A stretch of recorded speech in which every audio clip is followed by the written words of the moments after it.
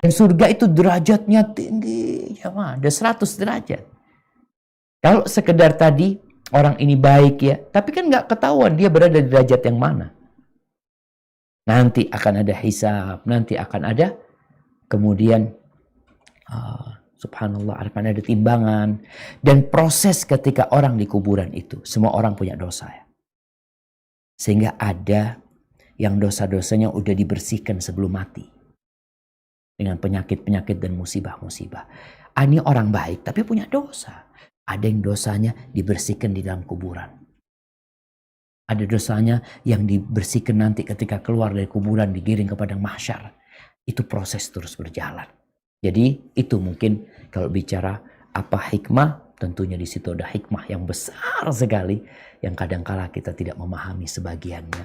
Adapun yang di awal orang dicabut mati di dunia inilah kita ngelihat ada orang-orang soleh ya yang hidupnya bahagia, tenang ya, walaupun tidak memiliki harta ya. Itu sudah tanda-tanda dia orang soleh. Pujian dari orang-orang juga tanda-tanda, tapi itu masih tanda dan proses yang sebenarnya harus dilanjutkan. Hada wallahu a'lam bishawab. Nah. Syukran Ustaz. Tapi Fiik. kan ada juga yang udah jelas kalau pendusta ditusuk mulutnya dengan besi di azab kubur. Yang tidak sholat tahajud dihancurkan kepalanya dengan batu besar. Dan pezina dipanaskan dalam tungku mendidih. Dan itu semuanya di alam barzah, di alam kubur. Ya. Dan itu dilakukan terus-menerus sampai hari kiamat. Kan belum tentu orang itu hisabnya, hasilnya begitu ya Ustaz. Maksudnya? Ya maksudnya kan kalau di alam kubur, di alam barzah itu udah ada diazab. Iya. Nah, misalnya orang pendusta itu azabnya ditusuk mulutnya dengan besi. Itu terus meneruskan setiap hari sampai hari kiamat, sampai hari berbangkit. Lalu orang yang tidak sholat tahajud padahal dia udah tahu bukan sholat tahajud mungkin, sholat wajib, bukan sholat tahajud, sholat wajib ya. Karena sholat tahajud nggak wajib. Iya dan iya, artinya kalau orang artinya orang kalau nggak sholat tahajud nggak dosa dia, nggak ada azab buat orang yang tidak sholat tahajud ya. Itu sholat wajib, dia meninggalkan sholat wajib.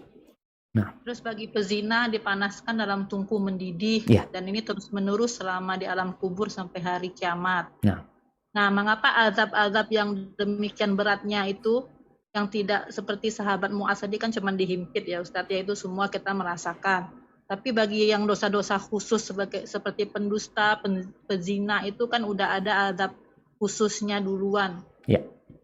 Tanpa melalui proses hisab itu. Ya.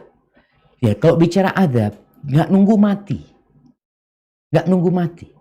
Allah itu kan memberikan azab di dunia. Oh iya. Di dunia Allah kasih azab.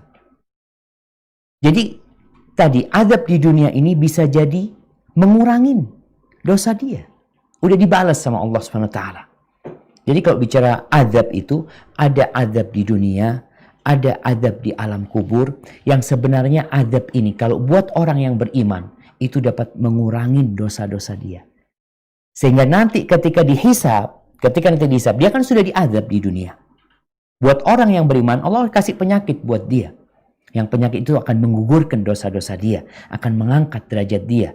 Dan kadangkala ada orang yang di dunia ini memang nggak diazab.